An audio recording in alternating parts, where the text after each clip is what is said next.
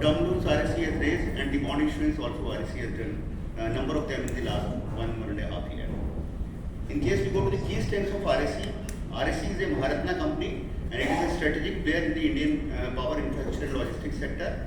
It is nodal agency under the RDSS, Saubhagya, Deen Dayal Upadhyay. Whatever the schemes of the Government of India, Ministry of Power were there, RSE was always a nodal agency in all of those schemes.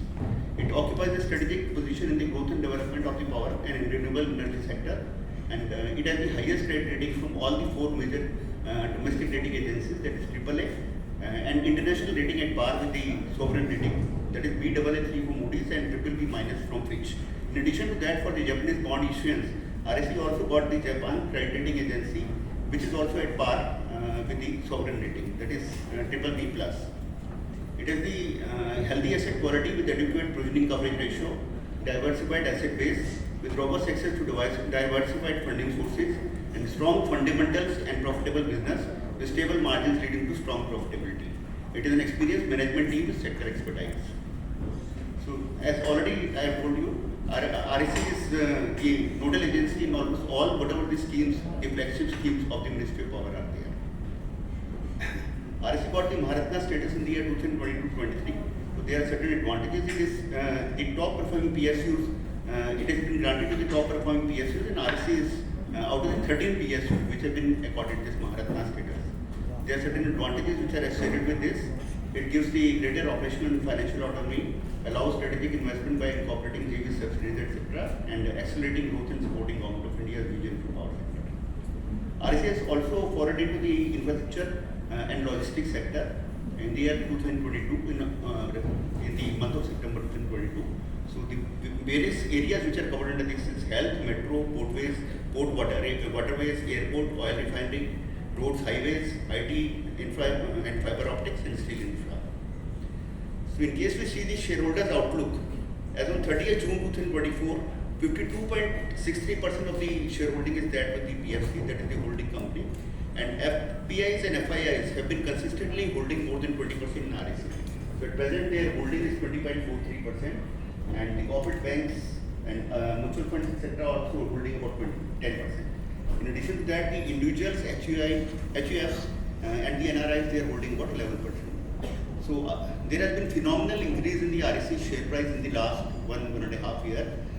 As on 30th June 2023, RSE share price was 166.23 and increased to 525.4 as on 30th June 2024. So in case we see the RSE is earning per share, that is 13.07, and on annualized basis it's 52.28, and the book value per share is 274.77. The total shareholders return during the last 1 year itself to the shareholders is 226%. That is without taking into consideration the dividend which has been declared today. These are the top 10 shareholders: the Power Finance Corporation, HDFC Balance Advantage Fund, Nippon India Point Fund. Most of the mutual funds and the insurance companies are there, so who are holding this. In addition to that, Government of Singapore is also holding about 1.02%. RSE has been consistently high dividend paying company. The total dividend which was declared by RSE in the year 2024 was 160%, and today RSE has declared first interim dividend of 3 rupees 50 paise per share. So, number of awards and accolades RSE has got.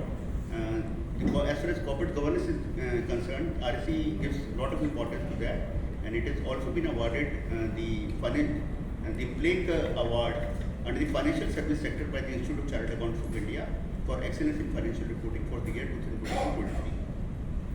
So number of other awards are also there which have been given to RSE in the renewable sector, and best employer in the diversity and inclusion, sustainability champion and Editor's Award. And for the year 2023-24, RSE is amongst the 20 most profitable companies as per the BSE and Money Control. Now going to the operational performance, this has been divided into 6-7 segments, roughly sanctions, disbursement, outstanding loans, pan India presence, etc.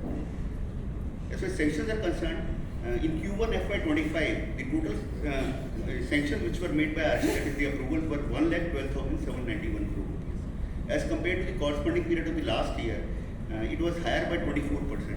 The last year it was 90,797, and the increase in renewable, including large hydro, in Q1 itself was 59%. So in all the sectors, in case we see, there is a phenomenal increase as far as sanctions are concerned. Only in case of LPS and LIS, this scheme which is almost over, and the special loans which were virtually not capex loan, in all other categories there is a quite higher increase in the sanctions. As far as the disbursements are concerned, this is the highest first quarter disbursement which have been made by the RSE, and the total amount of disbursement which were made was 43,650. And as compared to the corresponding period of the last year, it is higher by 28%. And the increase in renewable, including large hydro in Q1, was 49%.